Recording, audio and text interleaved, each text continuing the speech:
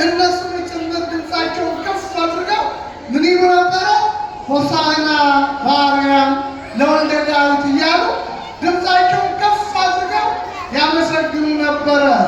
ይሁን እንጂ እግዚአብሔር ሲመሰገን የማይወዱ ሰዎች ነበሩ። ጌታ ሲመሰገን ዓይናቸው ደም የመሰለ ፊታቸው የቀላ ነበረ። መምህር ሆይ ስለምንድን ነው ደቀ መዛሙርትን የማትገሥጸው? ለምንድን ነው እንዲህ የሚሉት ብለው ቢናገሩ፣ ጌታ ግን ምን አለ? እነርሱ ዝም ቢሉ እነዚህ ድንጋዮች ጮኸው ያመሰግናሉ አለ። ክብር ምስጋና ለአምላካችን። እኛ ዝም ብንል እግዚአብሔርን የሚያመሰግነው አይጠፋም። የዘንባባ ዝንጣፊ የድል አድራጊነት ምልክት ነው። የዘንባባ ዝንጣፊ የሰላም ምልክት ነው። የዘንባባ ዝንጣፊ የፍቅር ምልክት ነው። ክርስቶስ የመጣው የተለያዩትን አንድ ለማድረግ ነው። ክርስቶስ የመጣው ለሰው ልጆች የፍቅር አገልግሎት ነው። ክርስቶስ የመጣው ሰይጣን ዲያብሎስን ድል ሊያደርግ ስለሆነ የዘንባባ ዝንጣፊ ይዘው በክብር ተቀበሉት። በሽተኞች ሁሉ መጡ፣ ተፈወሱ። ከቤተፋጌ ወደ ቢታንያ፣ ከቢታንያ ወደ ቤተ መቅደስ መጣ።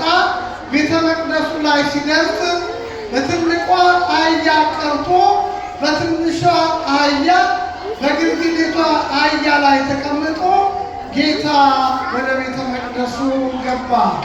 ቤተ መቅደሱ ነገሩ ሁሉ ተለውጦ ነበረ።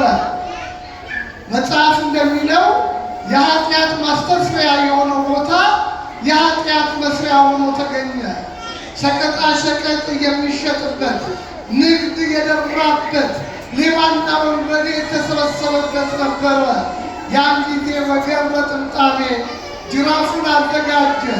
ቤቴ የጸሎት ቤት ተብሎ ተጠርቷል፣ እናንተ ግን የወንበዴና የሌባ ዋሻና መሸሸጊያ አደረጋችሁት ብሎ እነሆ መደርደሪያውን ሁሉ ገለባበጠው፣ እርግቦቹን ሁሉ አባረረ፣ ሳንቲሙን ሁሉ በታተነ ይላል። የተወደዳችሁ የክርስቶስ ቤተሰቦች ከጠዋት ጀምሮ ዲያቆኑ የሚለው አንድ ቃል ነበረ። አርኅዉ ኆኃተ መኳንንተ፣ መኳንንት ደጆችን ክፈቱ ብሏል።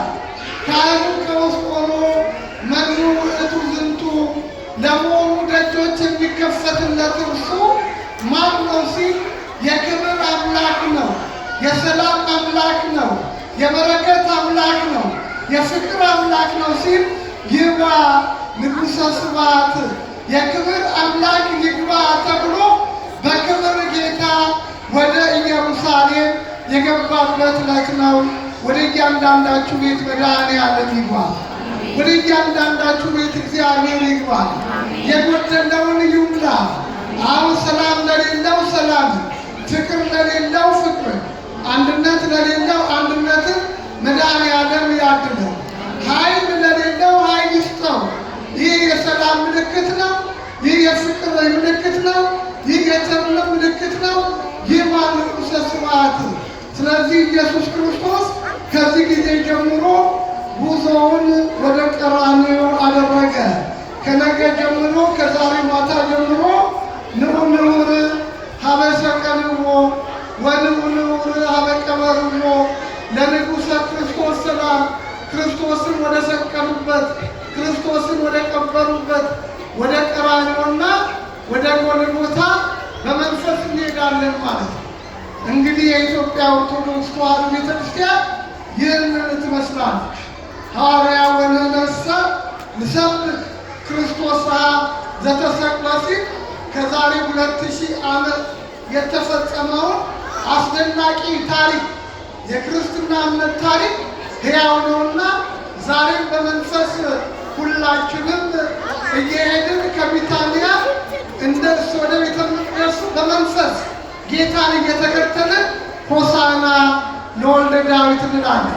ሆሳዕና ማለት መድኃኒት ነውና መድኃኒት የሆነው ኢየሱስ ክርስቶስ ሁላችንንም በቸርነቱ በረድኤቱ ይጠብቀን።